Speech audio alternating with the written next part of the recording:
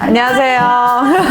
앞으로 글로벌 대기업의 현직자분들을 모시고 인터뷰 형식으로 대화 나누는 커리어 온에어라는 새로운 프로그램을 준비하게 됐습니다. 우와! 첫 번째 주인공 모셔봤습니다. 자기소개 한번 해봐주세요. 안녕하세요. 현재 외국계 기업에 재직 중인 써니라고 합니다. 만나서 반갑습니다. 저는 지금 벌써 9년째? 와, 징그럽네요. 징그럽죠? 네. 9년째 지금 인사 업무를 하고 있는데요. 저도 처음 직무 선택하고 회사를 가기로 결정을 했을 때 이런저런 고민들이 진짜 많았어요. 그래서 여러분들의 고민이라든지 제가 일을 하면서 느꼈던 것에 대해서 좀 솔직하게 확 풀어버리는 그런 시간을 가지려고 합니다. 우와. 기대해주세요. 네, 우와.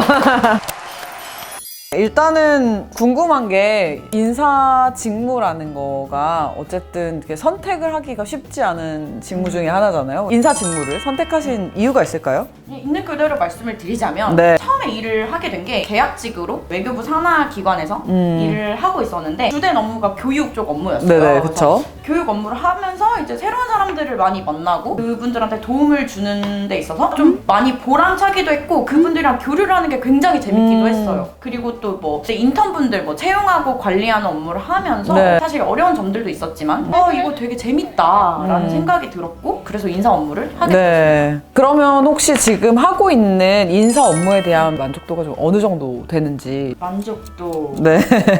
80% 정도 만족을 하는 것 같은데요. 우선은 새로운 사람들을 만나는 게 굉장히 재미있기도 하고 채용 박람회나 이런 데 갔을 때 대학생 친구들한테 우리 회사에 입사하기 위해서 어떻게 하면 좋은지 이런 거에 대한 팁들을 가르쳐주는 데서 굉장히 큰 보람을 느끼는 것 같아서 80% 정도라고 말할 수 있을 것 같습니다. 그럼 나머지 20%는 왜 불만인 부분인지 궁금해요. 솔직히 사람을 다루는 일이다 보니까 예상치 못한 상황들이 많이 발생을 해서 힘들 때도 있고 이제 인사팀은 언제나 욕을 먹는 부서이기 때문에 네. 인사 직무라고 하면 막연하게 그냥 사람 뽑는 부서 이렇게 생각하는 경우가 많아서 인사에 어떤 업무가 있고 어떤 일들을 하는지 좀 구체적으로 하나씩 좀 얘기해 주셨으면 좋겠거든요. 이게 회사마다 사실 조직 구성은 좀 다르긴 하겠지만 크게 보자면 매니지먼트 쪽이 있고 디벨롭먼트 쪽이 있고 매니지먼트 쪽 안에는 이제 채용 업무라든지 CMB 복리후생 쪽 팀이 보통 그쵸. 이렇게 구성되어 있고 D는 이제 조직 문화라든지 교육팀이 있어서 네. 그런 업무를 담당을 하는 분들이 계시죠. 직원이 입사했을 때부터 퇴사할 때까지 그 모든 과정 이런 전반적인 과정을 다 관리하는 팀이 인사팀이라고 생각하시면 될 것 같습니다. 네. HRM 쪽에 대한 내용을 좀 듣고 싶어요. 어떤 업무들이 포함되는지. 크게 보면 그런 업무지만 정말 세부적인 업무들이 정말 많아요. 적절한 사이트에다가 공고를 올리는 것부터 시작해서 모집이 안 되면 새로운 루트를 또 찾아야 맞아요. 그런 업무들이 있고 이력서가 들어오면 이력서를 하나하나 다 리뷰를 해야겠죠. 이력서를 리뷰를 했으면 이제 면접을 어레인지를 해야죠. 어레인지 하고 또 피드백을 취합해서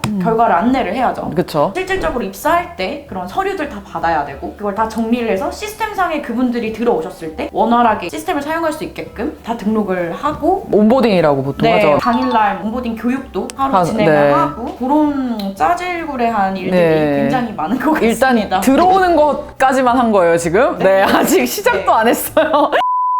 온보딩 프로세스가 끝나면 이제 OJT가 시작되죠. 네. OJT가 끝나면 그 다음은 어떻게 되나요? 그 사람에 대한 부분은 끝난 건가요? 프로세스가? 회사 내부마다 프로그램이 다르니까 그런 프로그램에 잘 배정을 해서 잘 적응할 수 있도록 하고 수습 기간 3개월 또 그게 잘 지나갔는지 잘 트래킹을 하다가 평가서를 남겨놔야 되고 다른 정말 여러 가지 프로세스들이 있죠. 네. 급여 지급, 근태 관리 이런 것들도 들어가겠죠? 그런 부분들도 HRM 안에 들어가고 있고 회사마다 쓰는 SAP라든지 쓰는 시스템이 다르지만 또 그게 제대로 잘 들어갔는지를 다 일일이 계속. 트래킹해야 되니까 네. 그런 걸 좀 매뉴얼리 하는 작업들이 사실 루틴한 작업들이고 되게 많죠. 네, 네. 많죠, 그런 게. 급여 담당자분들은 이제 좀 지나갔다 싶으면 또 한 달이 네. 또 급여 페이지. 작업을 해야 되는 약간 그런 급여 지옥 네, 맞아요. 급여 지옥. 급여 지옥에 빠진다고 하시더라고요. 사람들은 신조어를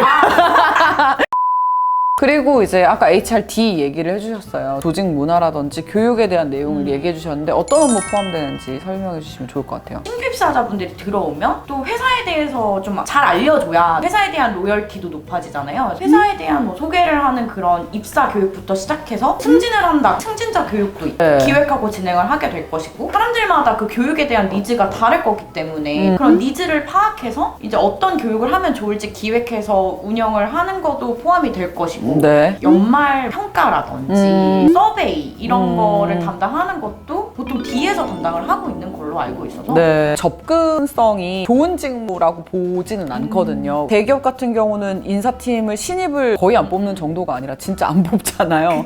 실제적으로 글로벌 기업은 수직 채용을 위주로 하고 있고 주니어급도 채용을 안 하는 게 아니니까 대기업보다는 어느 정도 열려 있는 것 같은 느낌이거든요. 근데 보셨을 때 신입이나 뭐 이직을 포함해서 인사 담당자로서 이런 성향을 갖고 있거나 역량을 갖고 있다면 좀 잘 맞을 것 같다라고 생각하시는 부분들이 있는지. 100% 그런 건 아니지만 네, 그쵸. 정말 제 그냥 개인적인 생각을 말씀드리자면 네. 뭐 전공 같은 경우는 사실 연관성 있는 뭐 경영 쪽이면 좋긴 하지만 저도 전혀 연관성 네. 없는 전공을 했기 때문에. 네, 사실 전공보다는 경험, 어떤 경험을 했는지 어떤 경력을 가지고 있는지 이런 게 사실 좀 중요할 것 같긴 하고요. 그렇죠. 성향적인 측면에서는 CMB 쪽 같은 경우는 정말 엑셀 작업도 많고 그쵸. 다달이 루틴하게 해야 되는 작업들이 많아서 엄청 꼼꼼한 분 그리고 이게 급여 관련된 거다 보니까 조용하고 묵묵한 분이 더 잘 맞는 것 같아요. 혼자서 업무하는 걸 선호하는 분이면 저는 더 좋은 것 같고요. 그리고 채용이나 교육 쪽은 아무래도 사람들 앞에 많이 나서야 되고 사람들을 대면할 일이 많다 보니까 그런 데 있어서 좀 두려움이 없는 분 그런 걸 즐기는 분이 가시면 좀 좋은 것 같아요. 그렇죠. 그러면 이제 좀 다른 얘기인데 외국계 기업에서는 어쨌든 주니어급 채용은 있다. 다만 아시다시피 외국계 대부분의 주니어를 다 계약직으로 많이 채용을 하고 혹은 이제 아예 신입인 경우는 인턴으로 시작하는 경우가 많은데 커리어를 계약직으로 스타트를 끊는 거에 대해서는 어떻게 생각하세요?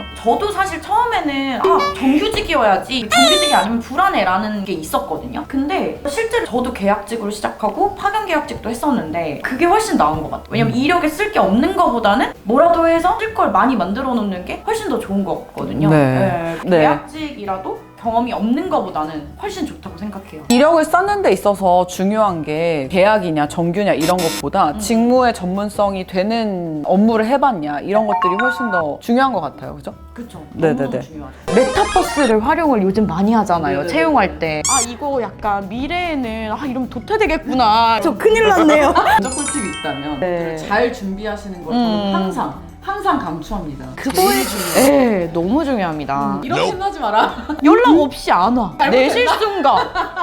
때문에. 블랙리스트라고 하는. 죄송합니다. 제가 그랬어요. 죄송합니다.